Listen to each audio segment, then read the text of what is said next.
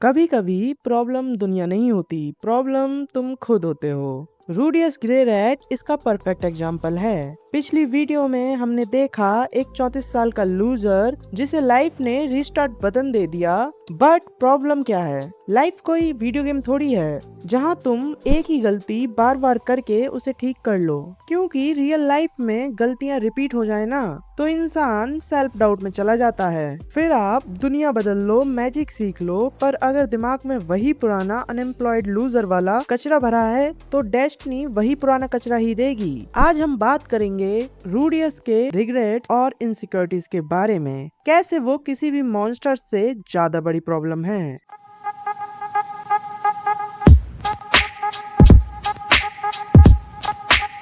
Hello everyone, let's be real. जब रूडियस की कहानी एकदम स्टेबल थी, सब कुछ मस्त चल रहा था, तभी माना कम्युनिटी आती है और रूडियस को डीमन कॉन्टिनेंट पे फेंक दिया जाता है। सोचो, आप अपने घर से हजारों किलोमीटर दूर हो, जेब में पैसा नहीं है, पहचान नहीं है और लैंग्वेज भी नहीं आती। ये वैसा ही है जैसे एक टायर 3 कॉलेज का बंदा बिना इंटर्नशिप के बैंगलोर की सड़कों पर घूम रहा है। अब तो एलपीजी भी नहीं है, टोटल सर्वाइवल मोड। यहाँ एंट्री होती है रुइजर्ड सुपाडिया की, एक ऐसा नाम जिससे पूरी दुनिया डरती है। फनी बात देखो, एक परवर्ट जीनियस किड और एक फियर डीमन मिलकर हीरो बनने निकले हैं।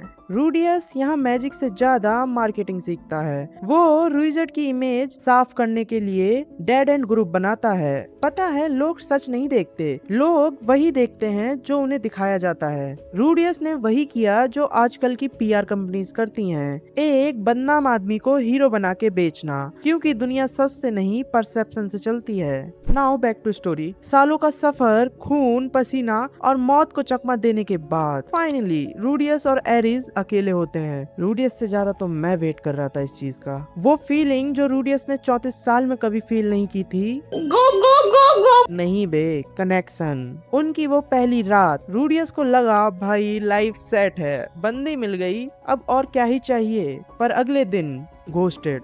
एरिस बिना बताए चली गई, सिर्फ एक नोट छोड़कर। और पता है उस नोट में क्या लिखा था? रूडियस, मैं तुम्हारे लायक नहीं हूँ। I mean, रूडियस के लिए कोई लायक नहीं है। इससे फनी बात मुझे पूरे शो में कुछ नहीं लगा। रूडियस टूट गया, उसे लगा शायद वो अब भी वही लूजर है जिसे कोई प्यार नहीं कर सकता। और यहाँ आता है सबसे बड़ा रियलिटी हिट, गुप्त रोग। सोचो, बंदा फायरवॉल्स फेंक सकता है पर अपना मैजिक बैंड खड़ा नहीं कर पा रहा। रियलिटी ये है, लोग हंसते हैं इस पे, इसलिए कोई बात करना नहीं चाहता इस बारे में, कि जब दिमाग हार जाता है तो बॉडी सरेंडर कर देती है। ये एरेक्टाइल डिसफंक्शन नहीं था, ये सोल डिसफंक्शन था। रूडियस 2 साल तक उस एक्स की याद में जिंदा लाश बना रहा, जैसे कोई बंदा ब्रेकअप के बाद देवदास बनकर जिम में रील्स डालता है। फिर किस्मत उसे ले जाती है रानोआ मैजिक एकेडमी। वहाँ उसे मिलता है फिट्स, यानी हमारी सिल्फी। यहाँ पे एक इम्पोर्टेंट बात समझ में आती है, हीलिंग हमेशा वहाँ मिलती है जहाँ तुमने उसे छोड़ा था। सिल्फी उसे फिक्स नहीं करती, वो उसे एक्सेप्ट करती है, वो उसके ट्रॉमा को समझती है और उसे वो सेफ स्पेस देती है जो उसे कभी नहीं मिली। दोनों की शादी होती है, लाइफ ट्रैक पर आती है। रूडियस को लगने लगा कि उसने सिस्टम को हरा दिया।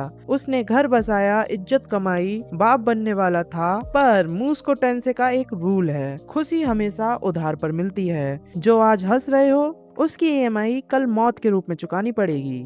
लेटर आता है उसके फादर का, पॉल। माँ खतरे में है। रूडियस निकलता है अपने आखिरी मिशन पे। लेवरियंथ के अंदर उसका सामना होता है हाइड्रा से। हाइड्रा इस शो का सबसे बड़ा विलन है। उसे हराने के लिए बहुत ज्यादा पावर चाहिए आपके पास। ये फाइट सिर्फ मैजिक की नहीं, सर्वाइवल की थी। हाइड्रा का एक एक सर काटता है और रूडियस की एनर्जी खत्म होती जाती है। एक मोमेंट आता है जब मौत सामने खड़ी थी, पर तभी उसका बाप पॉल आगे कूदता है। पॉल जिसने हमेशा गलती की, जो कभी परफेक्ट बाप नहीं था, जिसकी 2 बीवी थी, उसने आखिरी मोमेंट में वो किया जो एक हीरो करता है। उसने रूडियस को धक्का दिया और खुद के 2 टुकड़े करवा लिए। हमें भी अपने बाप की वैल्यू तब समझ आती है जब वो चले जाते हैं। पॉल वही मिडिल क्लास बाप निकला जो अपने बेटे को बचाने के लिए अपनी जिंदगी खो दी।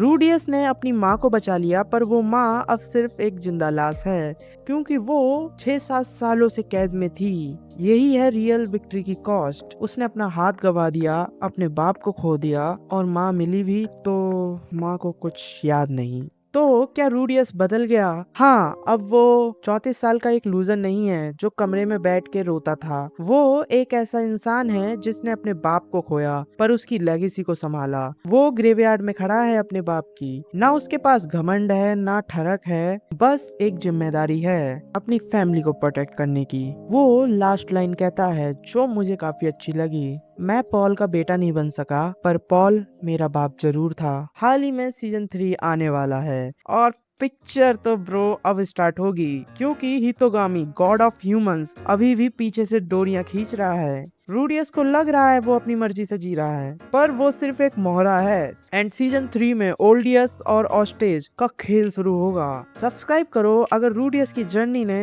तुम्हारी सोल को रत्ती भर भी छुआ हो। और मिलते हैं अगली वीडियो में। बाय।